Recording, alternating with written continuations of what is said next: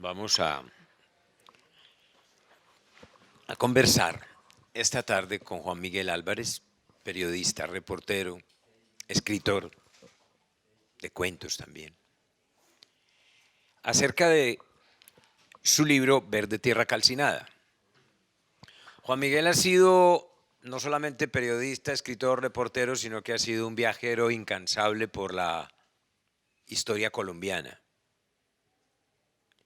por los lugares más remotos y más difíciles de este país que tanto y cada vez más nos duele.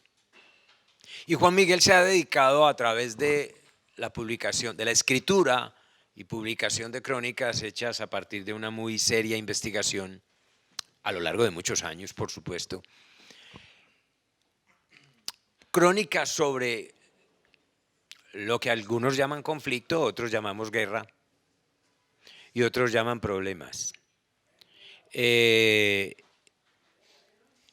Ha desentrañado no solo las raíces de esa situación política que ha vivido y que estamos viviendo en este país, sino que ha buscado con detalle la vida de cada personaje que ha pasado por esas tragedias.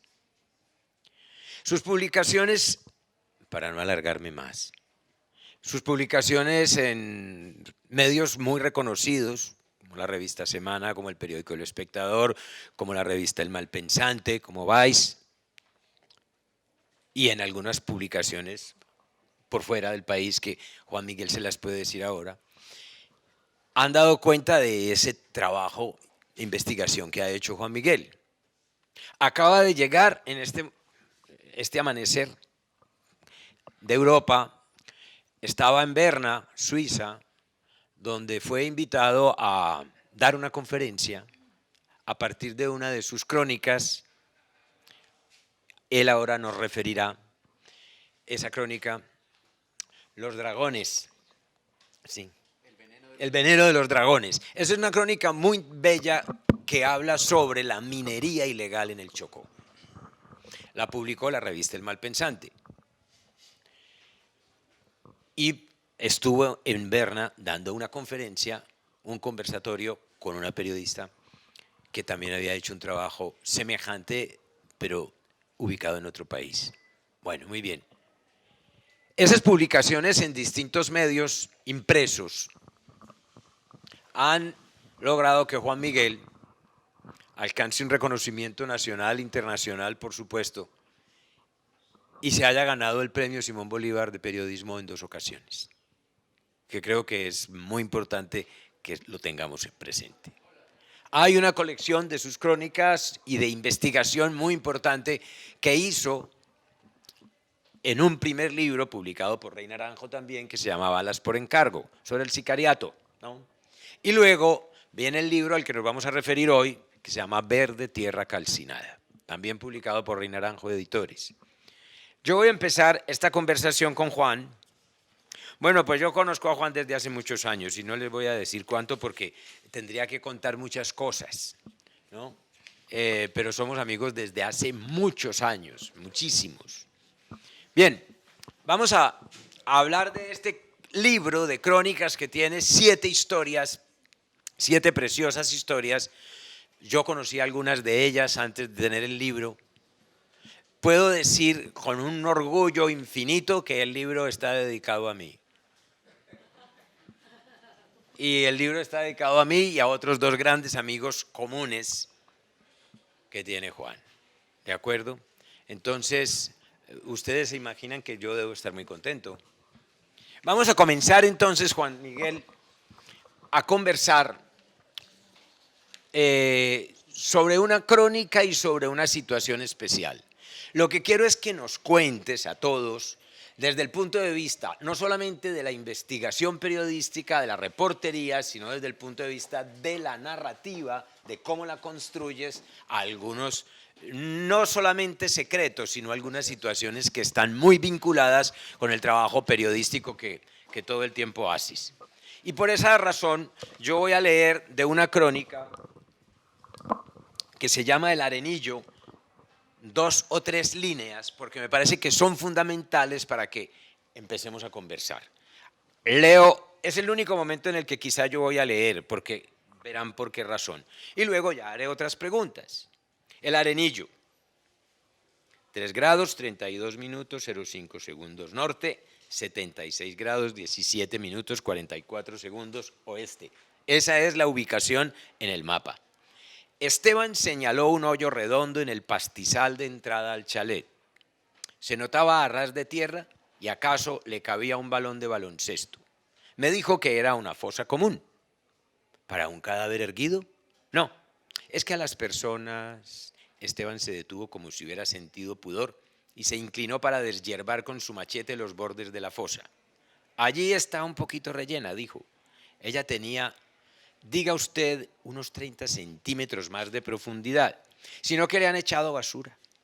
La idea que yo tenía de una fosa común era un rectángulo de al menos 1 metro de largo por otro de profundo, al que arrojaban un cadáver encorvado. Este hoyo era muy pequeño para algo así. Es que a las personas las picaban, completó Esteban, las desmembraban. Hasta ahí leo. Y entonces yo le digo a Juan, bueno Juan, empecemos con esa primera escena de la crónica que se llama El Arenillo. Y eso me va a servir para que entremos en tu oficio de escritor, de periodista, de reportero, y cómo es ese asunto de narrar una situación como la que estabas viviendo en El Arenillo, por ejemplo. Bienvenido. Bueno, buenas tardes, gracias por venir. Estoy muy contento de estar en Cali luego de muchos años de haber vivido acá y muchos años ya de haberme ido de la ciudad. Gabriel dice que somos amigos hace muchos años, pero la verdad es que Gabriel fue mi maestro durante muchos años, entonces por él tengo un aprecio reverencial. Bien, resulta que un libro que tiene 7 capítulos, hubiera podido tener más, y que todos los capítulos son historias que pueden ser más o menos similares, es decir, el conflicto armado en Colombia tiene siempre como unas líneas narrativas muy comunes. El reto para una narración, para que la narración no sea repetitiva y se vuelva redundante, es encontrar la manera de comenzar cada capítulo. Y en este capítulo del Arenillo, que es un paraje que queda en Palmira, a 45 minutos de aquí de Cali, del centro de Cali, a mí me recogió en la camioneta en la avenida Sexta con 24 más o menos, y de ahí hasta esa loma del Arenillo nos demoramos 55 minutos, o sea, que eso estaba pasando a 55 minutos de todos nosotros. Entonces, yo tenía que elegir un punto del relato que me permitiera de una vez meter al lector en un asunto que iba a ser permanente en todo el texto, y es la atrocidad en su máximo nivel, ¿no? Lo del Arenillo fue, digamos, un asunto equiparable a cualquiera de las casas de descuartizamiento que hubo en el Urabá antioqueño y que después hubo en Buenaventura, y que tanto se habla de Buenaventura, pero que esencialmente se comenzaron en Colombia, en el Magdalena Medio, en las fincas de Puerto Boyacá, y después en el Urabá. Entonces, yo tenía que escoger un momento de todo lo que yo estaba viviendo, de todo lo que yo había escuchado, de todo lo que había visto, que le permitía al lector entender que lo que iba a ocurrir en ese relato era atrocidad. Los dos anteriores no eran así, tienen otros aspectos, se narran otros aspectos, pero ese era esencialmente el capítulo donde iba a escurrir sangre de las páginas. Entonces, de una vez preparo al lector con esa entrada. Vamos a hablar de cadáveres, vamos a hablar de torturas, vamos a hablar de una casa de descuartizamiento aquí en Palmira, donde ustedes probablemente pasan los fines de semana. Entonces, por eso escojo ese momento, porque además para mí fue sorpresivo cuando uno llega y empieza a observar y empieza a comprender los detalles en el terreno, los tipos de árboles que hay, cómo está construida la casa, la entrada de la casa, cómo, y lo que se ve en la entrada de la casa, en la hierba de la entrada de la casa, lo que hay detrás. Uno empieza a observar todo eso y cada figura, cada ondulación, cada marca puede ser puede ser un símbolo de algo y uno tiene que preguntar por qué ese árbol está así y no así, por qué esa mata está así. Y las personas que están en el lugar le van explicando a uno esos símbolos. Le dicen, no, es que aquí pasó esto, aquí ocurrió esto era así, pero ahora está así. Entonces uno empieza a escuchar las explicaciones sobre los hechos que son más evidentes para ellos y que para uno están ocultos detrás de lo cotidiano. Y ahí fue cuando yo le pregunto a él, al personaje que me lleva por todo ese sitio y me da esa explicación. Bien, Juan, con base en eso, entonces podríamos hacer una pregunta adicional, sin salir no solamente relacionado al arenillo, sino a las hermosas, o relacionado a Calamar, o relacionado a la Coca. La Coca es una población. O a la Puria, en fin, a cualquiera de las otras crónicas. Como reportero, cuando yo hablo de reportero, hablo de ser humano, ¿sí? Entonces, y te encuentras en una situación como esa, o como la que encuentras en La Balsa, por ejemplo, que son situaciones de extremo riesgo, ¿no? Y delicadísimas en todo sentido. ¿Cuál es tu percepción de la situación? ¿Cómo te sentís como persona? ¿Cómo te sentís como reportero frente a ese momento concreto? Bueno, cuando uno trabaja los temas de derechos humanos, yo siempre me he considerado un reportero de derechos humanos y quiero explicar un poco ese concepto porque digamos que cuando uno se presenta como reportero de derechos humanos, entonces piensa, usted es un activista, usted no, hace parte de una ONG pro derechos humanos, no, usted es de la Unión Patriótica, y empiezan el mismo a marcartizar toda la situación o a interpretar para donde no es. Yo quiero, esto lo he explicado algunas veces y quiero decir que cuando yo me presento como un reportero de derechos humanos, lo que hago es tratar de investigar cuando algo o alguien, público o privado, menoscaba el mínimo vital de una comunidad o de una persona, menoscaba o tiende a afectar o dañar el mínimo vital de una persona o de una comunidad. Entonces, cuando un reportero trabaja tratando de desentrañar por qué pasó eso y para que no vuelva a pasar más, es un reportero de derechos humanos. Entonces, cuando yo me sitúo como reportero de derechos humanos y estoy trabajando el conflicto armado, el problema es que es muy difícil separar las emociones tan fuertes que uno puede tener digamos, como ser humano solidario con el dolor de los demás, como ser humano compasivo con la tragedia de los demás y la necesidad de ser acucioso y a la vez un poco frío para preguntar lo que hay que preguntar, ¿cierto?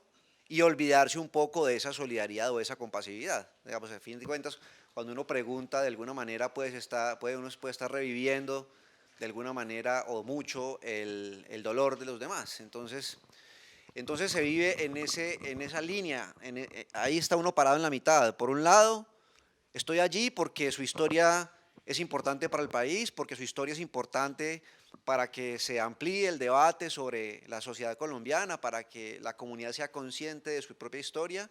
Entonces su historia es importante y yo voy a tratar de contarla de la mejor manera posible, voy a tratar de mediar entre usted y el resto del país para que esa mediación sea como una especie de traducción y amplíe el alcance público y político de su historia, pero también, ¿no?, soy ser humano y entonces yo sé que su historia me va a destrozar, pero también sé que lo puede a usted hacer sentir mal nuevamente y entonces está dispuesto a seguir el juego, a seguir este trabajo o quiere parar. Entonces uno está siempre basculando entre esos dos lados. Vale, Juan, hay una palabra constante en lo que acabas de decirnos, y la palabra es comunidad. Me voy a Las Hermosas. Las Hermosas es el título de otra de las crónicas. Para todos, Las Hermosas no es desconocido, es un lugar, aparte de muy hermoso en nuestra geografía, muy peligroso durante mucho tiempo, ¿de acuerdo? En esa crónica de Las Hermosas se trabaja de una manera que a mí me parece muy, muy bien lograda La violencia contra la comunidad como estrategia. ¿Por qué no nos hablas de ello? Porque me parece que es fundamental para el libro mismo, ¿no? Bueno, ese capítulo se refiere a el Cañón de las Hermosas, que es en el sur del Tolima, costado occidental. Y eso limita con el centro del Valle del Cauca, limita con Palmira, precisamente por el Arenillo, y limita con Buga y limita con Tuluá. Si uno pudiera atravesar la cordillera central y caer ese costado del Tolima, caería uno al Cañón de las Hermosas. De hecho, hay un municipio que es completamente fronterizo entre los dos departamentos, un municipio no, un caserío que creo pertenece a Tuluá, que se llama Santa Lucía, y queda en todo el filo de la cordillera central, y entonces como que uno avanza 10 metros hacia allá y ya está en el Tolima, y avanza 10 metros para acá y está en el Valle del Cauca. Eh, entonces el Cañón de las Hermosas fue durante décadas una de las principales retaguardias de las FARC, desde su fundación incluso. Y durante los años de la seguridad democrática, pues la violencia en este cañón enardeció. Digamos que cuando las FARC estaban allá y digamos, antes de lo que se llamó eh, el avance de las FARC hacia la toma del poder, que hacen a partir de 1998, 1997-98, hasta ese momento la vida en el Cañón de las Hermosas era más o menos controlada. Después, a partir del año 99-2000, la violencia de las FARC contra la comunidad, contra los alcaldes de esos municipios y contra en general las estructuras públicas de esos municipios fue atroz. Acá mataron un montón de alcaldes. Hay un municipio ahí en la parte alta del cañón que se llama Roncesvalles, que es del Tolima, y mataron a ese alcalde de la manera más atroz, y la toma militar que hizo las FARC de ese municipio fue devastadora. Pero después entra el ejército y entonces entran los paramilitares y después entra el ejército y entonces todo termina bastante mal, peor. Entonces, todo lo que ocurrió antes del año 99 era el sitio, entendido como la ocupación de un alto contingente de las FARC en un amplio corredor campesino. Y como estaba sitiada la población, el control era esencialmente por presencia, y la presencia es de qué manera las FARC impone unas condiciones, una manera de comportamiento a partir de lo que ellos consideraban su moralidad o su moral, que además eso es unas cosas ridículas, que la gente no puede tomar después de las 9 de la noche, que la gente no puede subir el volumen para no sé qué, una serie de cosas que rayan en lo católico además. Y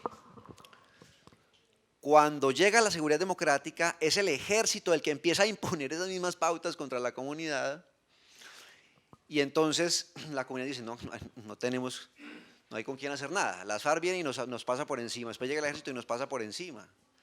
Entonces, para poder defenderse de esos abusos de autoridad y de violaciones de derechos humanos graves, porque ahí hubo retenciones ilegales, sin mediación de orden judicial, quiero decir, hubo torturas y un montón de cosas, hubo asesinatos, gente desaparecidos por fuerza pública.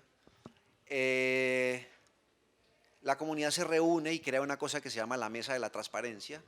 Ellos, por una serie de peticiones escritas al gobierno nacional y a la cooperación internacional, sobre todo a las agencias más importantes en temas de derechos humanos, la Corte Interamericana, Human Rights Watch y la oficina de la ONU, OCHA, que se llama, las siglas OCHA, ya se me olvida qué significa la sigla. Bueno, ellos logran que el gobierno nacional acepte llevar a ese territorio, cada que sea necesario, varios funcionarios de alto perfil. Entonces va de la Fiscalía, va un funcionario de alto perfil, de la Vicepresidencia, de la Procuraduría, de la Fiscalía, de la Defensoría del Pueblo, ya no los funcionarios departamentales o regionales o locales, sino gente que venía desde Bogotá con capacidad de decisión. Entonces la comunidad logra hacer unas reuniones periódicas y en esas reuniones la comunidad explicaba qué es lo que le estaba pasando, cuál había sido la violación anterior, qué le había hecho el ejército, qué le había hecho la policía y cómo podían evitar eso, que el gobierno nacional actuara para evitar eso. Entonces la comunidad logra de esa manera detener hasta cierto punto el abuso de fuerza y las violaciones de derechos humanos. Sin embargo, como todas estas historias en Colombia tienen un hálito como de heroísmo, pero si uno las termina de escarbar se da cuenta que no hay tal, que en realidad uno quisiera que fueran así, pero no fueron así. Resulta que para ellos, a fin de cuentas, no se supo nunca si fueron las reuniones, aquellas de la Mesa de la Transparencia, las que pudieron detener o morigerar las violaciones de derechos humanos o los abusos de autoridad, o si fue el cambio de gobierno, porque una cosa era el ejército con Álvaro Uribe y otra cosa era el ejército con Juan Manuel Santos. Entonces, cuando ya hay cambio de gobierno, ellos mismos notan que las acciones militares bajan, que la presión de la fuerza pública baja, que el trato con la comunidad cambia, se vuelven, que dialogan, escuchan, no llegan disparando ni llegan apuntando. Entonces, ellos mismos sienten, bueno, entonces, ¿será que esto sí fue que nosotros como comunidad sí logramos algo agrupándonos en la mesa de transparencia? ¿O nada, no hicimos nada, sino que fue el cambio de gobierno? Nos mamaron gallo hasta que terminó Uribe y cuando llegó Santos fue que realmente cambió esto. Ellos se preguntan si sí o si no, y lo cual quiere decir que, bueno, fue una buena iniciativa, pero los resultados realmente de la iniciativa no son como muy probados. Gracias, Juan. Voy a hacer un pequeño paréntesis.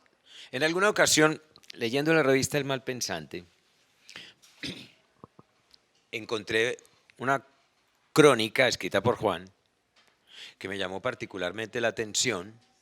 Se llama Paulina busca a su hija. Leí la crónica y pues en ese entonces Juan no sé si estaba en Bogotá o estaba fuera del país y no tuve tiempo de decirle acabo de leer esto, tal cosa. Después nos reunimos a conversar y hablamos de muchas cosas de la crónica que es de ella, de la que vamos a hablar en adelante, pero hubo una cosa muy particular que no tocamos ese día, pues seguramente porque no era un asunto nacional, ¿no?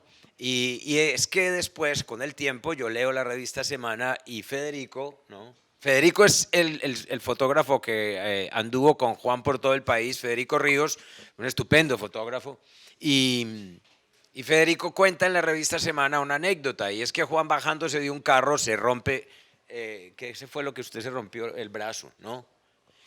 Y así, entonces, vámonos a tal parte, no, yo sigo trabajando, y ¿por qué no me contó eso? Eso está muy raro, vamos a ver. Y luego, ya leyendo la historia, que se llama Calamar, en el libro Verde Tierra Calcinada encontramos pues muchos más detalles. Hay un asunto que me parece fundamental y que para la historia del país, de este país, es esencial y es su memoria histórica.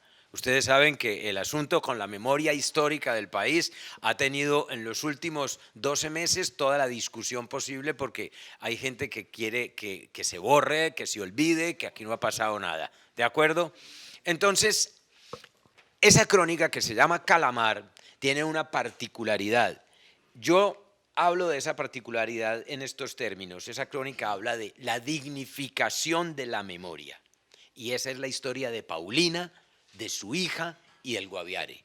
Juan, ¿por qué no nos hablas en qué consiste esa dignificación de la memoria a través, por supuesto, de Paulina? Bueno, María Cristina Cobo fue una enfermera desaparecida por paramilitares, asesinada de una manera muy brutal. La mamá, Paulina Maecha, cuando recibe la noticia de la desaparición de su hija, viaja hasta Calamar, donde había ocurrido la desaparición, y ella empieza a buscar a su hija por sus propios medios, hasta que un paramilitar le dice, deje de buscarla, que le va a pasar lo mismo que a su hija. Entonces ella le toca irse de allá, y a partir de eso Paulina empieza a prepararse. Alto.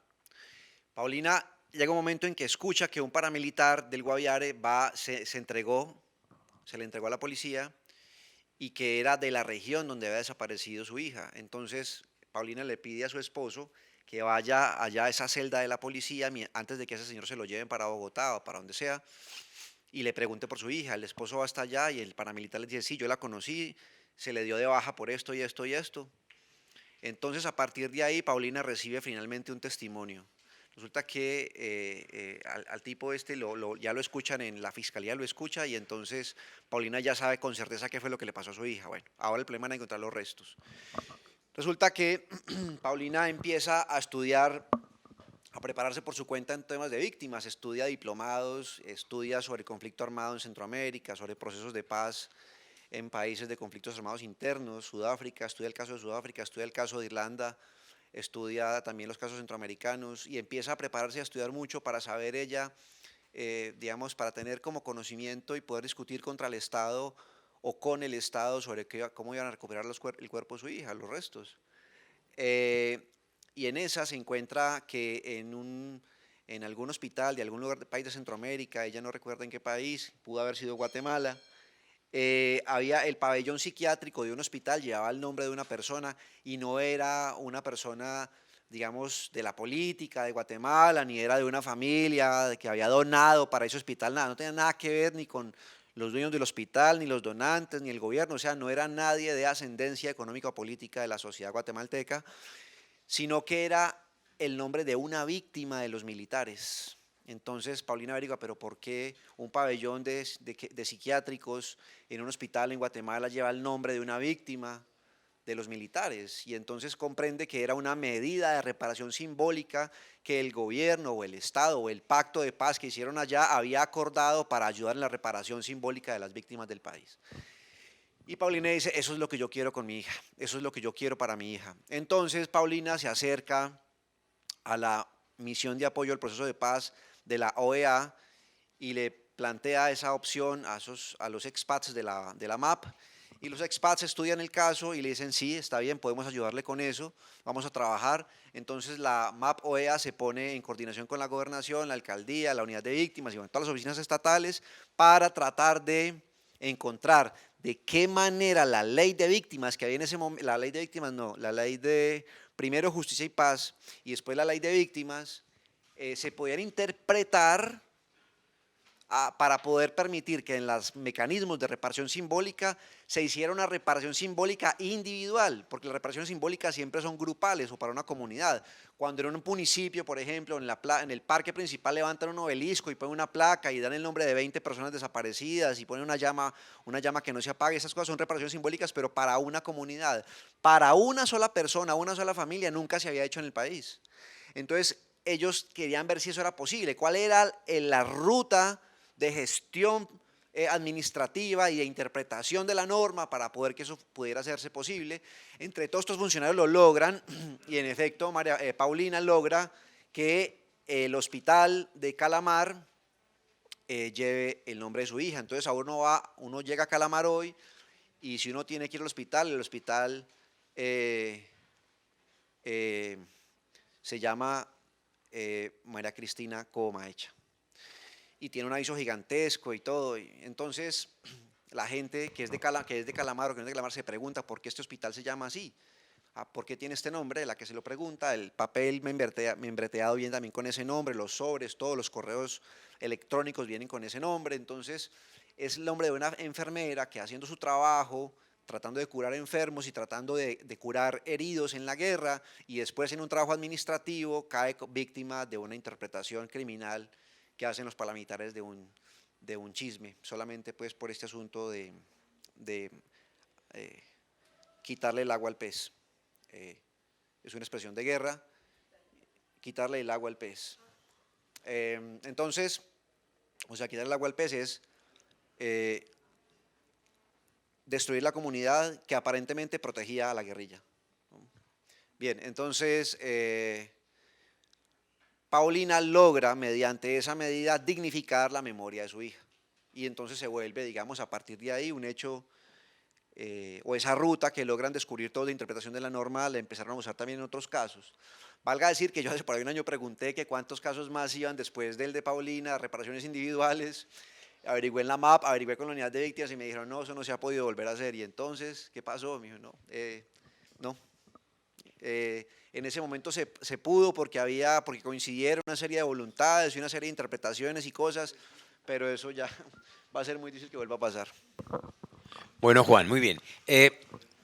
Leyendo el libro, ustedes pues, lo podrán comprobar en su momento, leyendo el libro uno siente todas las emociones posibles, pero al mismo tiempo se le plantea una pregunta que yo a Juan se la he planteado en muchas ocasiones, y es cómo el reportero en ese trabajo de campo, en sitios tan delicados, de orden público por llamarlo pues con una frase hecha, cómo el reportero en ese trabajo de campo, repito, empieza a sentir, cuando uno lo lee, capta eso, empieza a sentir la incertidumbre de él mismo ante el riesgo que está corriendo todo el tiempo. Es incertidumbre, es temor, es miedo, es angustia de saber si va a salir o no. Entonces, ¿cómo cuadras toda esa cantidad de emociones, unas contrarias a otras, y a sabiendas, además de que ese trabajo no lo puedes dejar tirado? Porque además ha habido casos en los que has tenido que salir a trabajar con otras personas que te han dicho yo mejor no voy porque la cosa se pone mal, ¿no? ¿Por qué no hablamos de eso concretamente en una crónica, La Puria? A ver.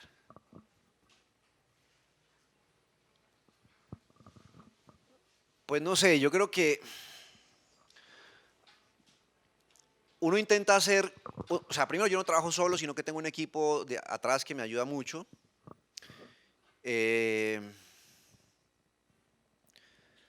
Por ejemplo, el último viaje arriesgado que hice fue como al sur del Caquetá, no, al sur de Córdoba hace como 2 meses, pero detrás mío hay un equipo grandísimo que hace unas llamadas, que hace unos recorridos, que averigua unas cosas y además hay un equipo previo.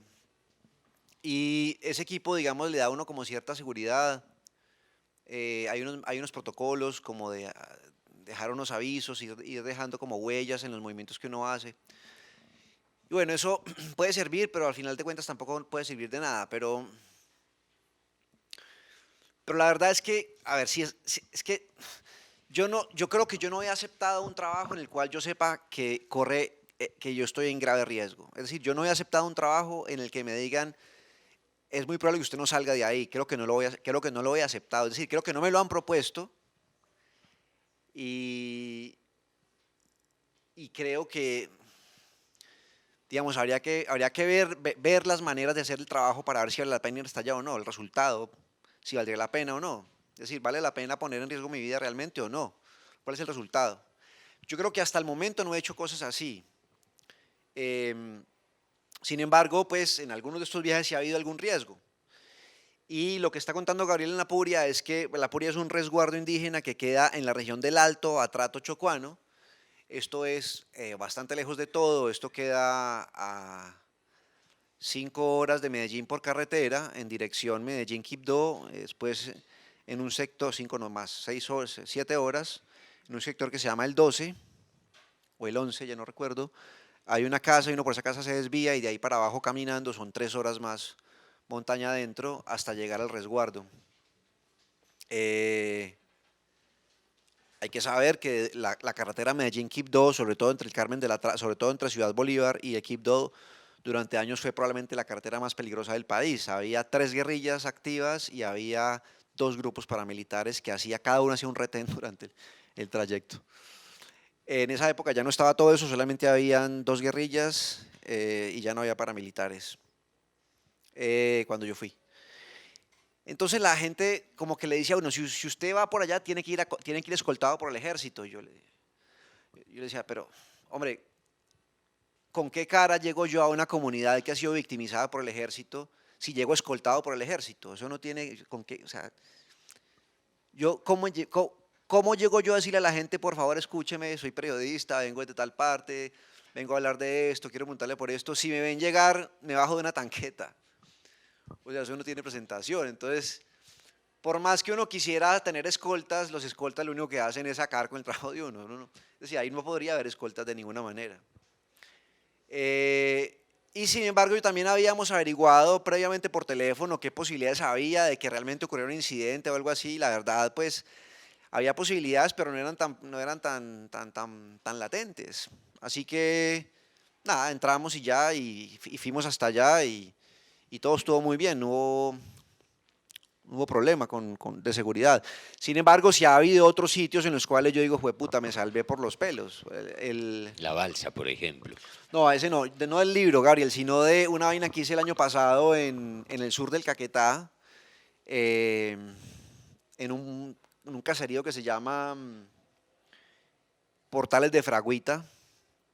Cuando yo llegué 15 días antes había habido una movilización cocalera, ellos habían bloqueado la carretera y le habían pedido al gobierno nacional que cumpliera con el acuerdo de paz donde les daba el asunto de la sustitución y unos dineros y unas vainas, y ellos no están recibiendo eso y pues habían bloqueado la carretera.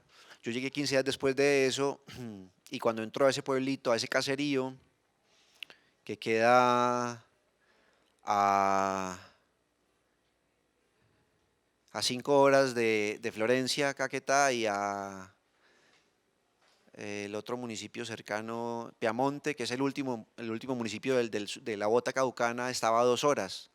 Y Piamonte, entre Piamonte y Popayán no hay carretera, así de lejos estaba. Entonces, cuando yo estuve en ese municipio con el fotógrafo, dimos mucha papaya, cosas que no se pueden hacer en trabajo de campo, porque cuando fui a esto, fui muy ejecutivo, es decir, voy, estoy donde tengo que estar, paso los tiempos que tengo que pasar, hago la cosa, hablo aquí, hablo allá, y cuando ya vemos que el texto se termina, salimos, pues no damos oportunidad de nada. Allí di oportunidad, porque yo no sabía muy bien, yo no tenía conciencia clara de qué tipo de lugar era ese, y llegamos, no sabíamos con quién hablar, estábamos esperando que una señora apareciera, no le sabíamos el nombre, allá no entraba celular, entonces había que pararse en un palito, y si el palito se caía ya no entraba la señal, entonces tenga el palito y mueve esas sillas, y de pronto entra la señal, a ver si me pasaban el nombre de la señora. Cuando finalmente me pasan el nombre, no me pasaron el nombre de la señora, yo empecé a preguntarle a una señora en un restaurante, hasta que di con el nombre de la señora, me fui caminando hasta allá, doy con una señora y esa señora me lleva con la otra, y bueno, finalmente llego allá, hablo con ella, pasa como una hora larga. Cuando veo salir de ahí de la esquina, veo salir 3 camionetas grandototas con toda la disidencia del Frente 54 de las FARC, todos enfusilados, y iban protegiendo un cargamento de pasta de coca. Y entonces la señora me dijo que no se den cuenta que usted está aquí, que no se den cuenta que usted me entrevistó. Entonces, cuando salimos de ahí y regresamos a Florencia, yo le dije al fotógrafo, huevón, en serio, no teníamos ni idea del peligro que estábamos corriendo, esto estaba muy peligroso, estábamos realmente muy en riesgo, porque esa disidencia es esencialmente muy asesina. O sea, estas disidencias, las del sur del país, las que están la disidencia del Frente Primero, que está en el Guaviare, y la disidencia del Caquetá, el 54, son muy, son, tienen, no dudan en disparar a matar a civiles si ponen en riesgo su proyecto económico, ¿no? Que es, las disidencias que son más políticas más en eso, las que son más de economías ilegales hacen eso. Entonces, ahí me di cuenta que estaba muy en riesgo, pero como les digo, miren, fallos en el proceso de producción, perdimos tiempo, no tenemos el nombre, se hacen cosas que no se pueden hacer, queda uno en riesgo, pero si uno está con todo muy armado, el riesgo se minimiza, ¿no? Eso es lo que uno tiene que siempre ajustar bien. Vale. Yo quiero que hablemos de la balsa. En la balsa hay una escena en la que a Federico, el fotógrafo, lo conminan de una manera, pues no agresiva, pero tampoco de abrazo, y le dicen, ya no tome más fotos. Ya, yo con esa amabilidad ya no sé qué hacer, ¿no? Entonces, no toma más fotos. Pero el problema es cómo sale uno de allí. Y tú luego te encuentras con el piquete de soldados que viene y todos apuntando. Entonces, ahí hay un asunto muy lindo. Lindo quiere decir narrativamente bien hecho. ¿no? Porque sí, sí, bueno, es que es una manera de hablar. Sí. Narrativamente muy bien hecho y es la tensión que hay en esa crónica que se llama La Balsa. Es muy bien lograda porque es la comunidad por un lado está ayudándoles, de otra parte hay esa incertidumbre de con quién se van a encontrar, cómo los van a recibir y de otra parte hay una situación muy bonita que es el grupo de teatro. Entonces, ¿por qué no hablamos de esa crónica La Balsa, si te parece? Por favor. Eh, a ver, La Balsa es un caserío remoto de Tumaco que queda en límites con Ecuador. Es un caserío de la región del Alto Río Mira. Es una región donde ustedes seguramente saben o han oído hablar de Guacho, los periodistas asesinados. Es esa zona. Cuando yo fui allá no había pasado eso. Digamos, la FARC estaban unidas en el proceso de paz, esos manes estaban ahí quietos. Así que Eh, no, mentira, ni tan quietos, porque a la persona que yo entrevisté lo asesinaron después. Así que antes incluso de la firma del proceso de paz, ese asesinato a mí me mató, ese asesinato me dejó por el suelo, me dejó muy deprimido. Eh, y la cuestión es que nosotros teníamos que ir hasta la balsa, pero la comunidad no nos dejó.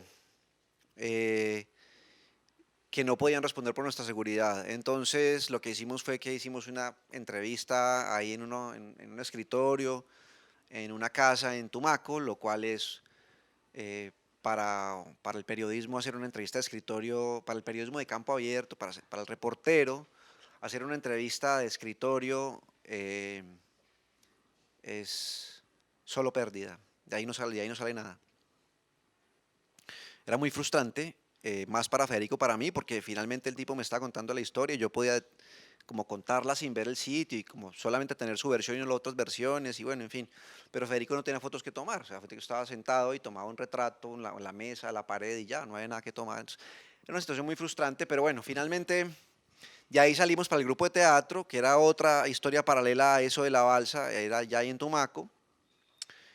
Y con ese grupo de teatro entramos al pueblo, al barrio citado por los informes de riesgo de la Defensoría del Pueblo, del sistema de alertas tempranas de la Defensoría del Pueblo, como el municipio, digamos, más peligroso porque está en disputa o estaba en disputa de un sector paramilitar y un sector guerrillero y también narcotraficantes y bueno, una vaina ahí, esa miasma de violencia que no se entiende muy bien en los perros populares de algunas ciudades del país.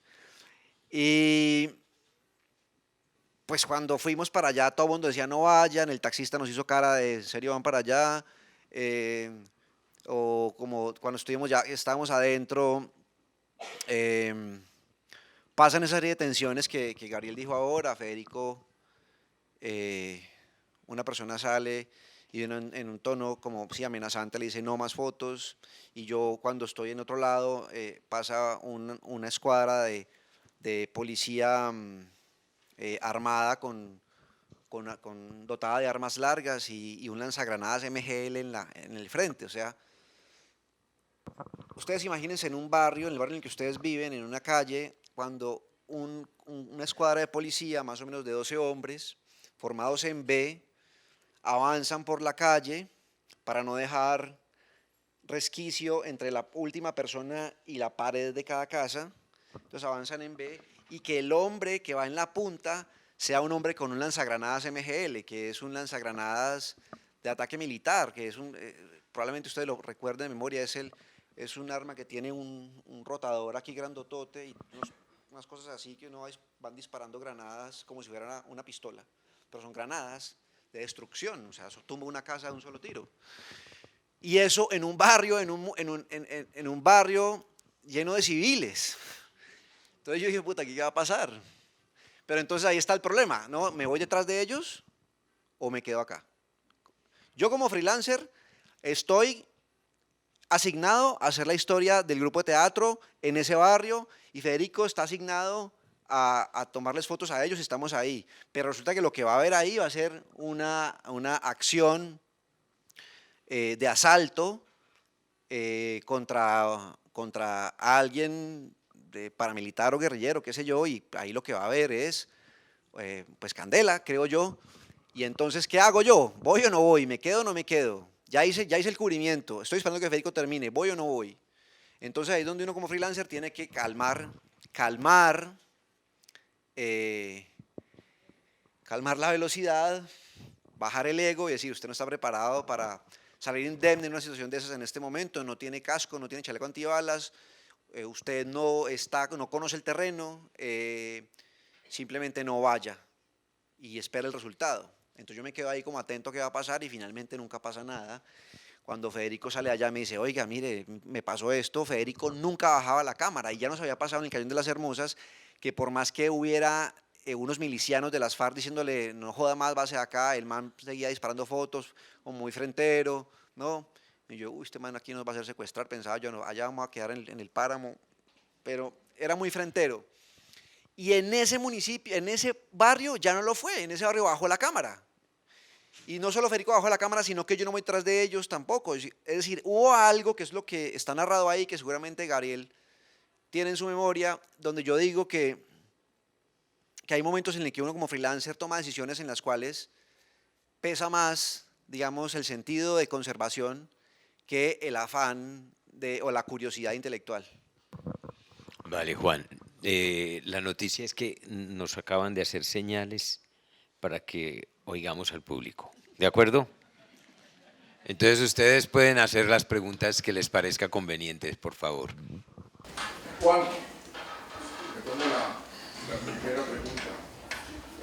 Felicitaciones por su testimonio que va a quedar escrito y a pesar de que la memoria histórica quiera borrar cosas, lo suyo no lo va a poder borrar. Gracias por ese testimonio. Eso es de berracos. Ahora la pregunta, ¿cómo ve el proceso de paz, usted que lo ha vivido allá? ¿Y cómo ve el posconflicto? ¿Qué opina? Y ahí tiene, me imagino, que crónicas para hacer a futuro. Gracias. Bueno, eso claramente la respuesta da para una discusión muy larga, pero yo quiero decir solamente dos cosas. La primera, con respecto al proceso de paz, es sigue sólido, sigue fuerte, sigue con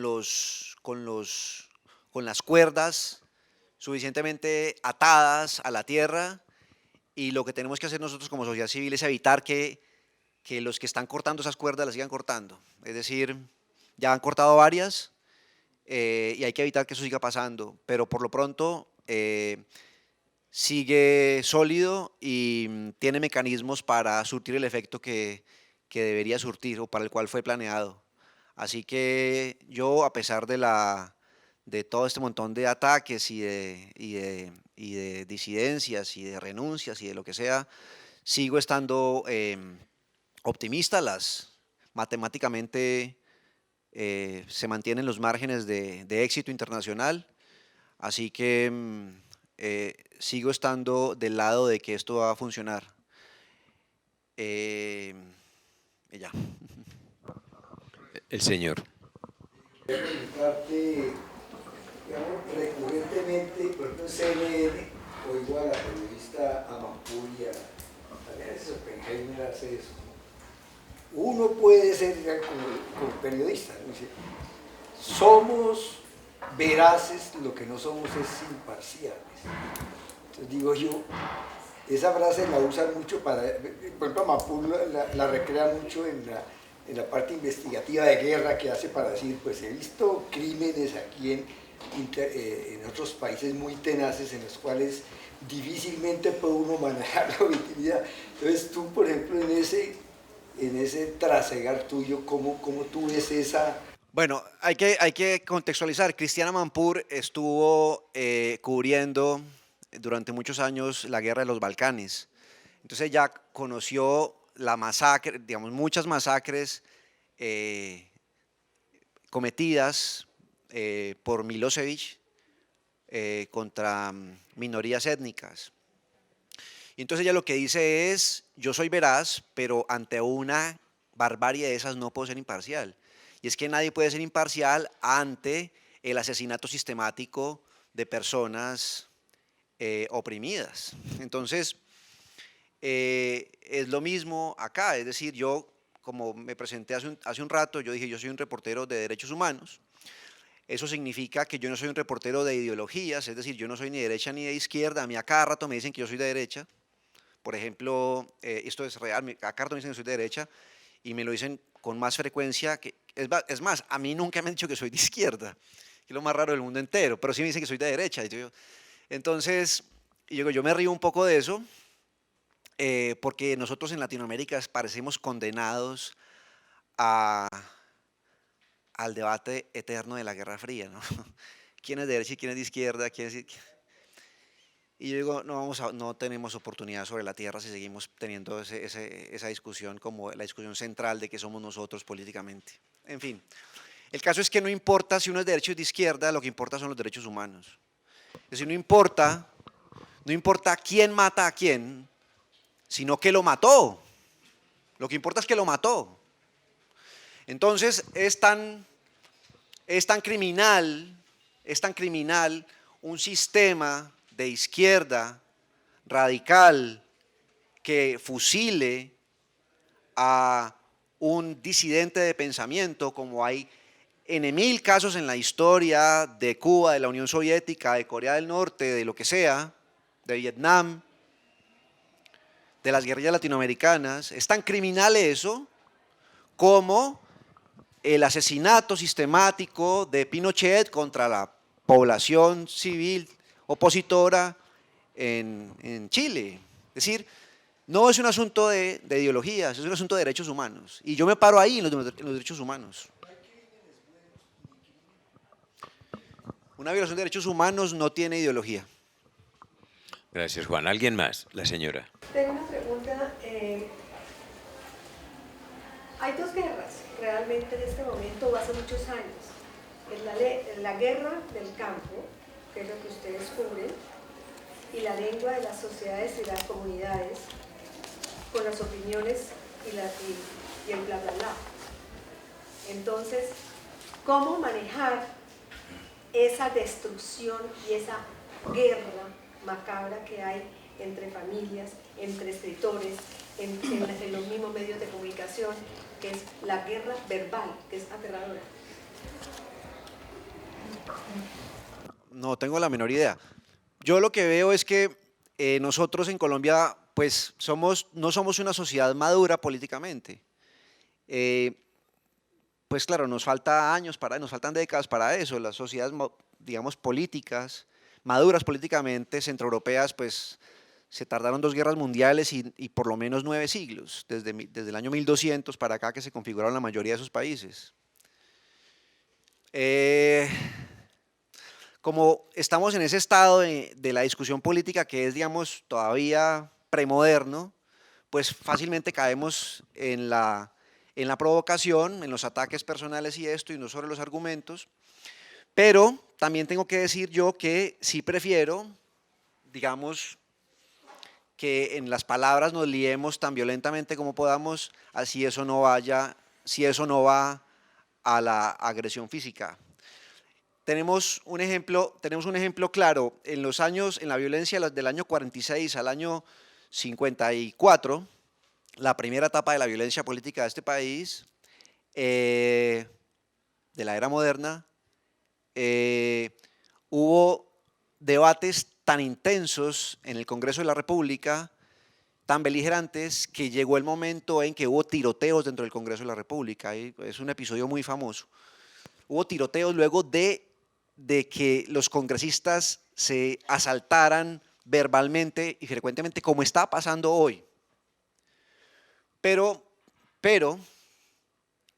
yo creo que veo muy lejos el país del año 46 al año 54 al país de hoy. Es muy probable que hoy nos sigamos asaltando, ofendiendo con palabras en el Congreso de la República, y ahí probablemente no se va a despuntar un tiroteo. Es más difícil. ¿Qué quiero decir con esto? Que si nosotros podemos seguir manteniendo la guerra verbal, así sea en un tono execrable o así sea en un tono muy violento, muy virulento, perdonen la palabra, si esa es la manera de evitar que nos vayamos a las balas, sigámoslo haciendo. porque esa es la manera de desahogar la violencia que tenemos adentro, la frustración de no tener un país desarrollado, la frustración de no entendernos con el vecino porque el vecino es uribista y el otro es petrista, ¿no? Si el país que tenemos es discutir agresivamente y con eso evitamos irnos a las balas, ese es el camino. Porque va a llegar el momento en que nos cansamos de pelear entre nosotros verbalmente. En cambio, si de ahí se pasa las balas, hay un muerto. Si hay un muerto, hay una venganza. Y si hay una venganza, empieza la guerra. Tenemos tiempo justo para una última pregunta, por favor. Bueno, el señor. Contradice lo que acaba de decir con el suceso del Cauca esta semana pasada. ¿Exactamente qué? El caso de la candidata a la alcaldía de Suárez, la cual estaba haciendo un llamado de atención a sus demás contrincantes, que esa guerra verbal y ese tipo de acusaciones no pueda llevar a otro aspecto de la guerra, ¿no es cierto? Que si los tiros no se daban en el debate, pues se iban a dar fuera del debate.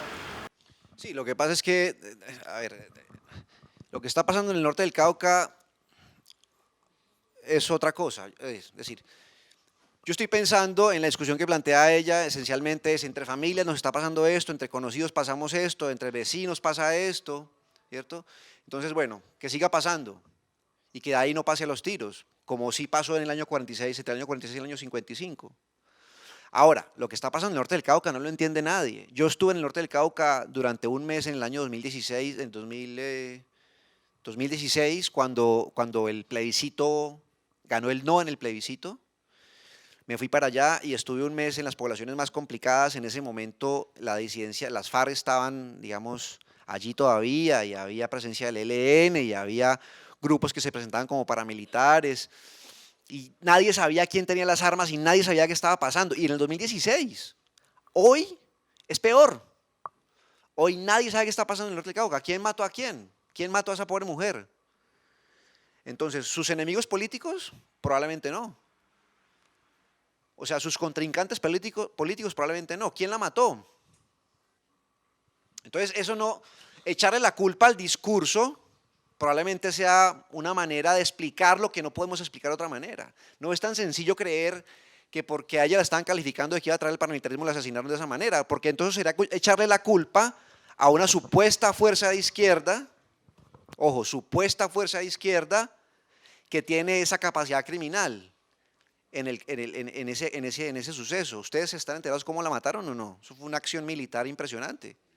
Bueno, entonces, una supuesta fuerza de izquierda que asesina a una candidata señalada de que va a traer paramilitares a la zona.